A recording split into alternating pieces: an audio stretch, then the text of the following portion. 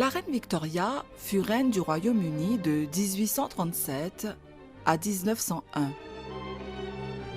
soit 63 ans et 7 mois, ce qui demeura longtemps un record.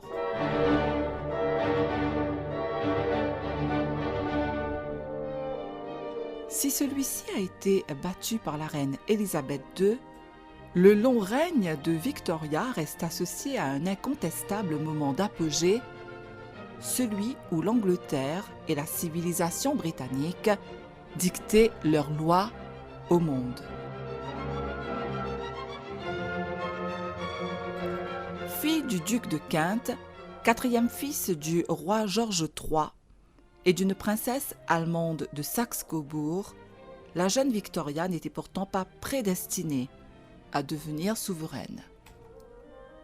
Elle n'occupait à sa naissance en 1819 que la 5e place dans l'ordre de succession au trône.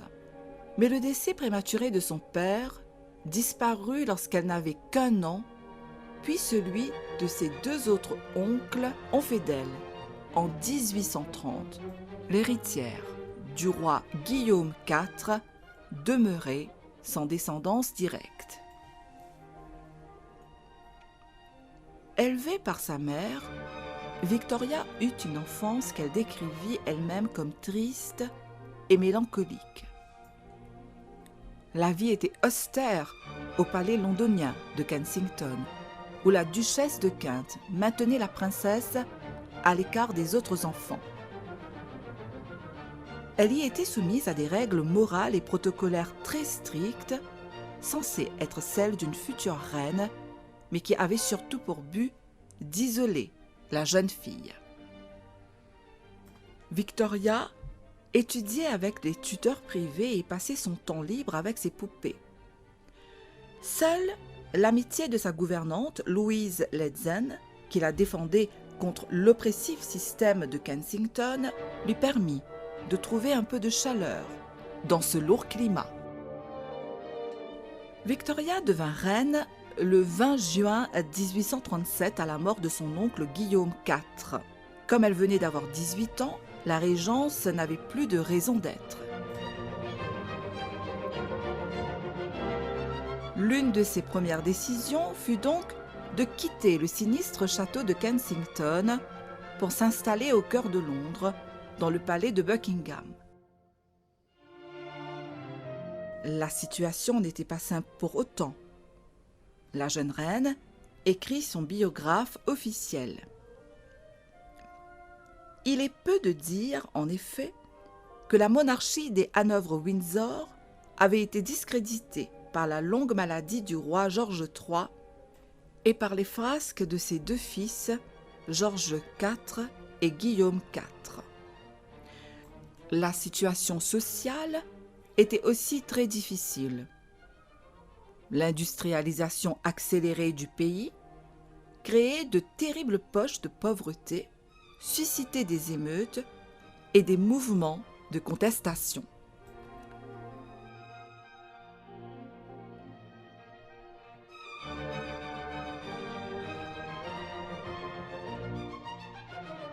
La jeune reine bénéficia durant ses premières années de règne des conseils et de l'attention du Premier ministre Lord Melbourne, bienveillante figure paternelle qui lui insuffla aussi une sensibilité libérale.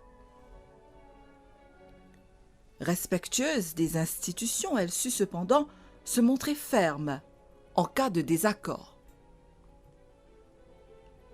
Le grand tournant de sa vie fut son mariage, peu de temps après avec son cousin Albert de Saxe-Cobourg.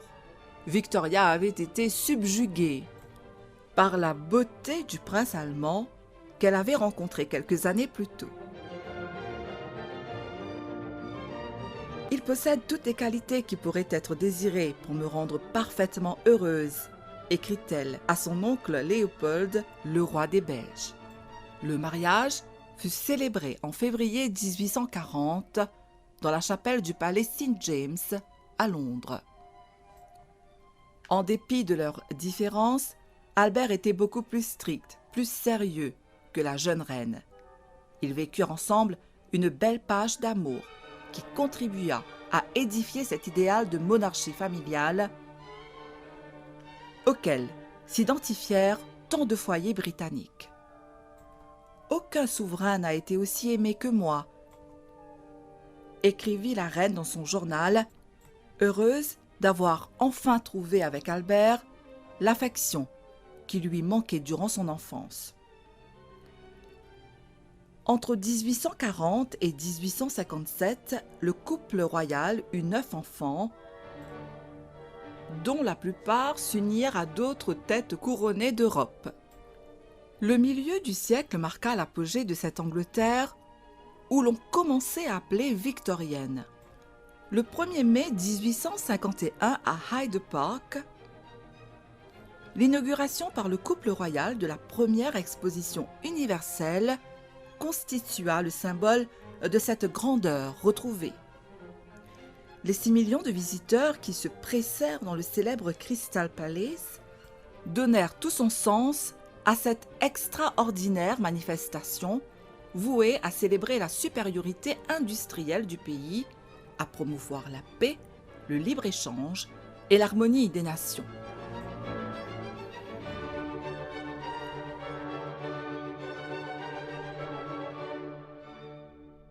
Le rôle politique de la reine était loin d'être négligeable. Elle jouait surtout un rôle en politique extérieure, annotant les dépêches, n'hésitant pas à faire connaître ses avis au secrétaire du Foreign Office. En Chine, en Inde, en Égypte, elle soutint la reprise de l'expansion coloniale et contribua largement au rapprochement avec la France. C'est avec l'empereur Napoléon III, grand admirateur de l'Angleterre, que les relations furent les plus cordiales. En 1855, le couple royal britannique visita l'exposition universelle de Paris. Le bal que Napoléon III organisa à cette occasion au château de Versailles réunit plus de 1200 convives et c'est là l'amitié restaurée entre les deux nations.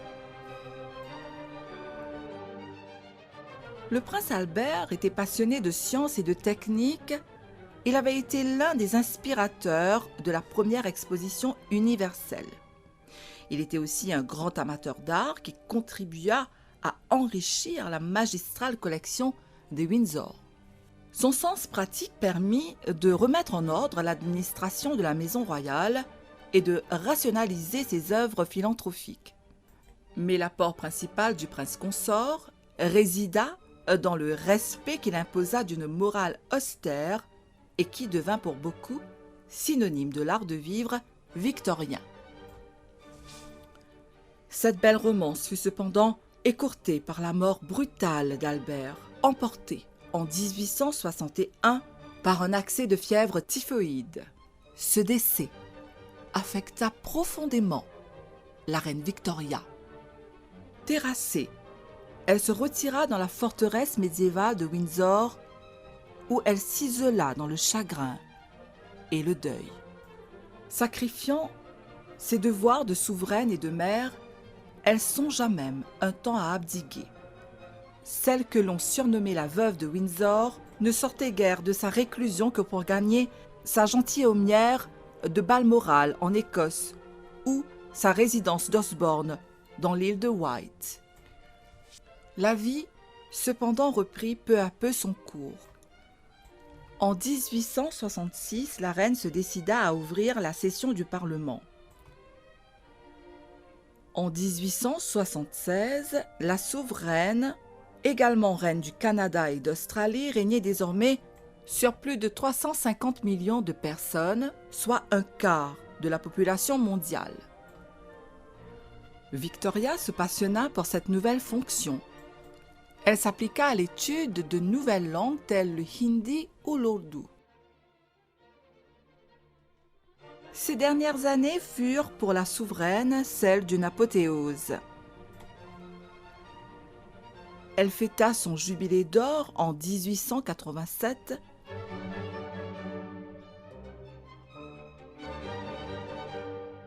Ses 50 ans de règne furent marqués par de somptueuses festivités. Un grand banquet fut donné auquel furent invités tous les grands de ce monde et une procession fut organisée à l'abbaye de Westminster. 10 ans plus tard, le royaume célébra le jubilé de diamant d'une reine bientôt octogénaire, à l'égard de qui le pays tout entier témoigna sa ferveur et son affection. Diminuée et affaiblie par le rhumatisme et la cataracte, Victoria mourut dans sa résidence de l'île de Wight le 22 janvier 1901, veillée par son fils aîné Édouard et son petit-fils le Kaiser Guillaume II.